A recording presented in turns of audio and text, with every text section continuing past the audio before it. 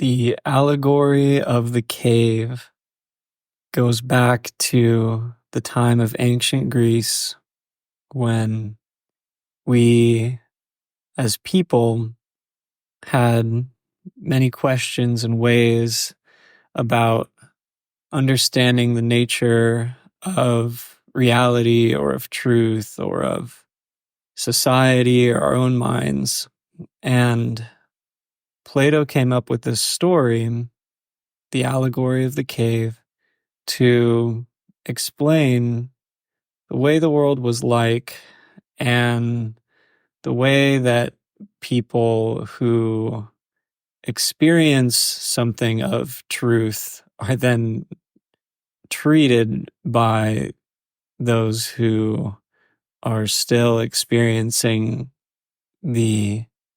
illusion. And in sharing this, there's an ongoing awakening that we all can experience in our own lives, that it simply can only be that there is an ever expanding reality that we become more and more aware of. And this goes beyond anything that could be discovered technologically or that you would read in the news, but it is detailed or documented in many of the greatest literary works of humankind, that certainly many great spiritual texts, as well as even those writings of Shakespeare or Homer's Odyssey, that there's a certain depth of understanding the human condition that goes deep into why we're here and how we can come to terms with sharing our truth and being ourselves and letting go of that idea of who we think we are. And so to share this story of the allegory of the cave, it's something that's over 2,000 years old and yet still resonates, comes up in many ways as being especially relevant for modern times. So let's get into it. The simple story of Plato's allegory of the cave, the premise or the setup is that there are people who are sitting in a cave facing the wall of the cave. And behind these people, there's a large campfire or a series of fires. And behind those fires, there are people who are making little shadow puppet figures and displaying them through the fire so that the people can see shadows on the wall. To set that up so it makes sense, the people who are facing the wall don't turn around to see the people who are making the shadows, and then the light from the fire flames is what's casting the shadows for those who can see on the wall. And the people who are facing the wall, who don't turn around to see those who are making the shadows against the wall, these people believe that the shadows being flickered on the wall are reality, that whatever stories are being portrayed represent the truth, and that the people who are shining the shadow puppets on the walls wish for this to be the case, and that there's some people who decide or figure out how to escape from this situation. And one person first escapes the cave, wanders out into the sunlight, and sees the light of the sun, and sees the trees, and sees a beautiful meadow, and is utterly amazed by what he sees. And in recognizing this reality, which he has never experienced before, and yet can't help but feel that this is a much more real reality than simply the shadow figures being flickered on the wall by the flames, that upon recognizing this individual then goes back into the cave, is getting ready to tell the people about the world outside. In the story, this is the philosopher. This is the lover of wisdom, or anyone who is searching for truth or deeper meaning. And so what this person who is free in their own way discovers is that when they go back into the cave and start to tell the people who are staring at the wall what is going on in the world outside, that there's beautiful flowers and trees and birds and sunshine and clouds and rivers, forests, that these people who are looking at the shadows on the walls not only don't believe this person is telling the truth, but they actually start to turn against this person. And for the sake of maintaining the narrative of this shadow puppetry on the wall of the cave is the only reality, that by and large, it is not readily accepted by those who are witnessing the shadow puppetry to believe that there could be anything else. And so the quest of the philosopher then is to first experience enough of this reality to be able to share it with others in a meaningful way, and of course be able to convince them that there is such a thing as going outside of the cave, that there is this vast, big, beautiful world and the light of the sun, and that this, in many ways, has a great number of metaphorical and different psychological representations within ourselves, that it's not simply just about that there's people who are manipulative, who are trying to keep other people in the dark, and that there are a few who have gone into the light, and some of those have come back to free the others, that this is something that actively can be happening within all of us, that we can say that there's the patterns of seeking out the shadows for a sense of comfort, that the shadows representing a static, fixed, known reality, and yet only being abstractions of an abstraction that someone else has presented, knowingly or unknowingly being something that we have yet to realize is only a projection. And as we recognize shadows for being shadows, and then step into the brilliant, warm, beautiful light of the sun and bask in its rays, that the only way to describe what it's like is as if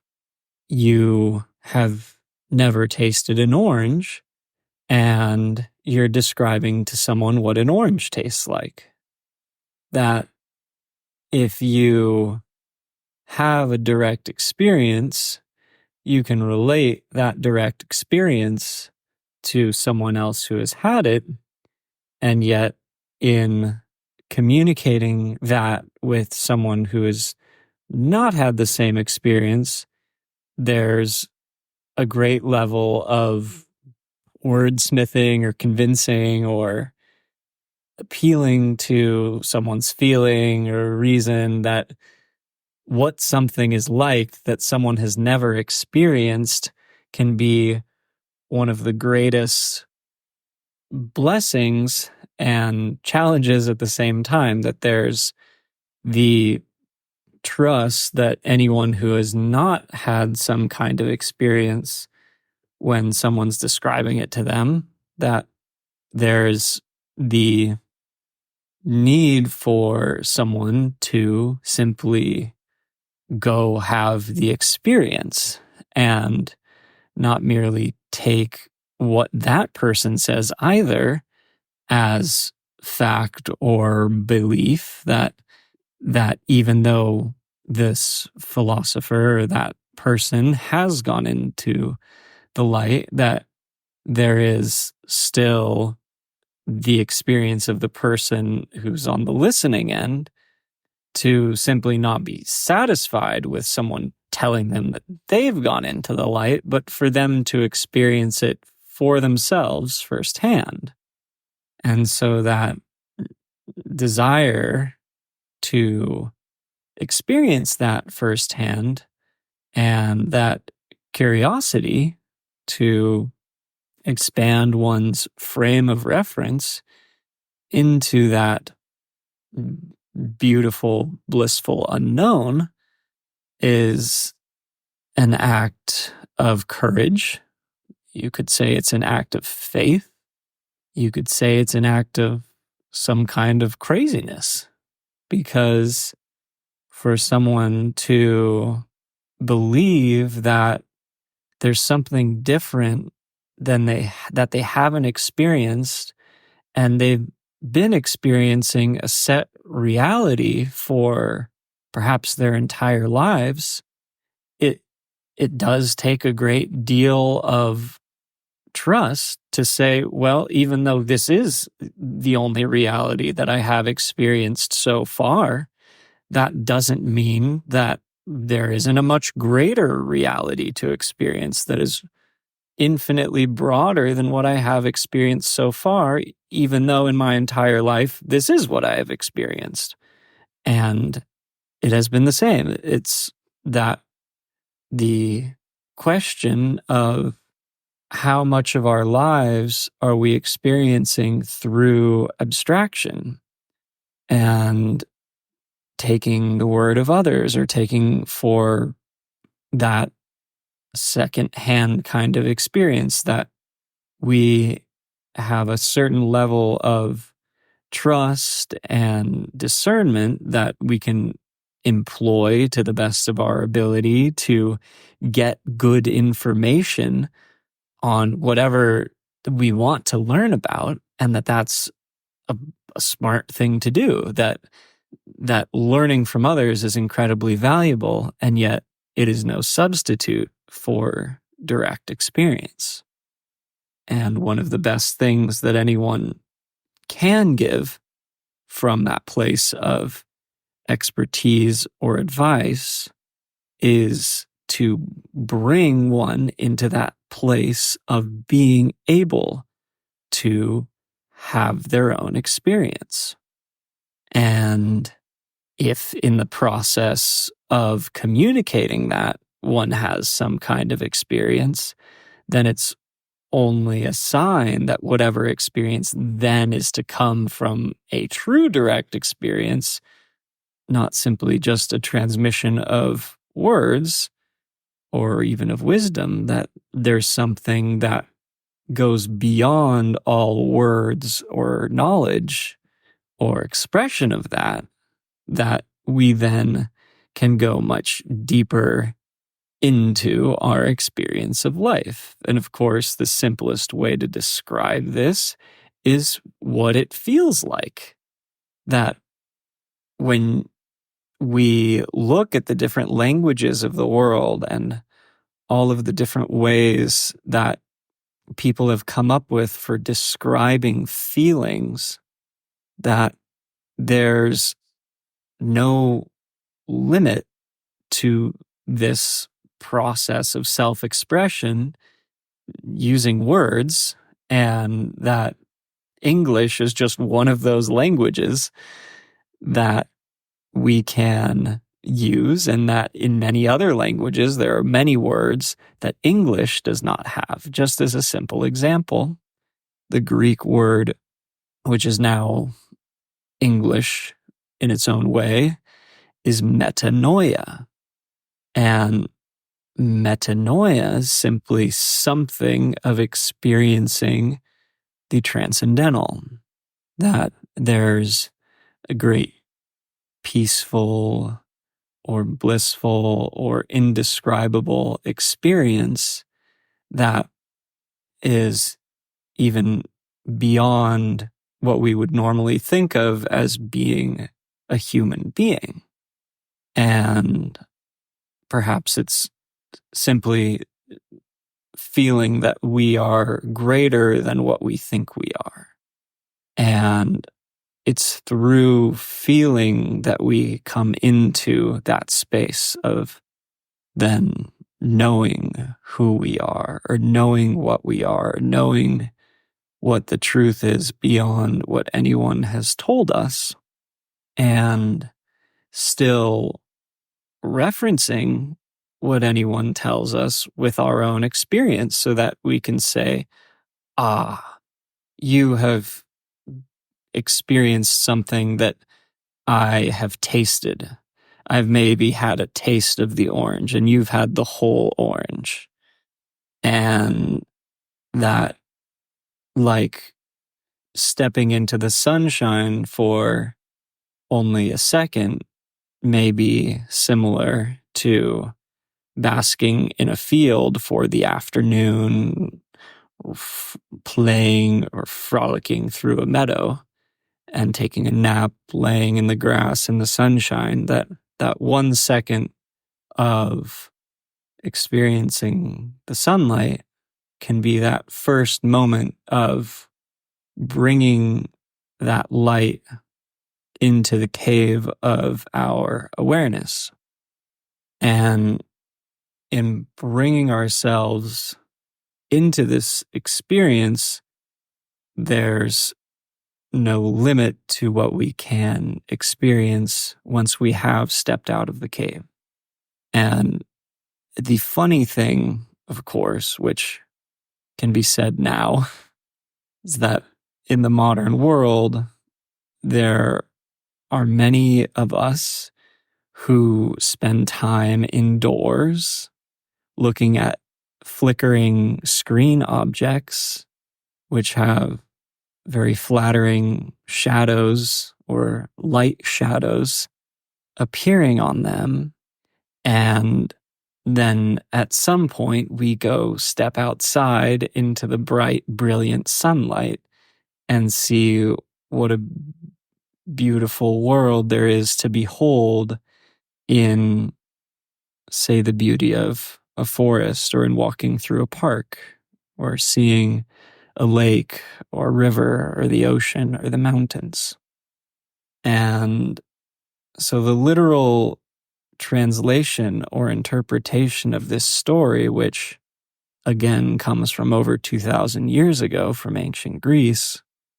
connects us back into this space that's stretching across space and time to where we are now, in the most peculiar way, and for the reason of reminding us to go outside, because not just that's what philosophers do,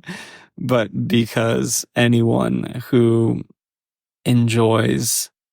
life recognizes that there's more to experience than beyond the four walls of a living space, or beyond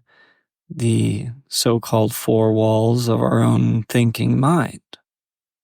And while expanding our thinking process is a wonderful thing to do, and increasing our ability to articulate or to learn or to express the deeper experiences that we have, that's simply an afterthought or a reflection of the depth to which we have or can experience that which we cannot describe in words. So the joy and the beauty and the love and the truth of this world, in some ways, we can never speak of.